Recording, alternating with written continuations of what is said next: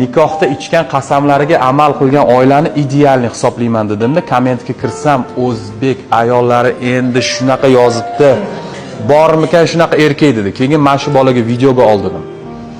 Zalimmi 85% erkagi zalda pishirilgan ovqat deydi. Xotiningiz qilib bermadimi deyman. Xotinini himoya qilar mujikda. Endi charchiydi-da endi. Ha, xotiningiz vazirlikda ishlaydimi deyman. Yo'q, uyda deydi. Charchab qolganda, mujikda yashiradi, g'ururi sizlarda uni, orisilar. Mayli qo'yavering. Men sizga aytaman nima uchun ko'chada ishini. 2 marta etkisi kelmagani uchun. 1 marta aytadi erkak. Ikkinchi marta deb o'zing. Keyin o'ylab qolaman.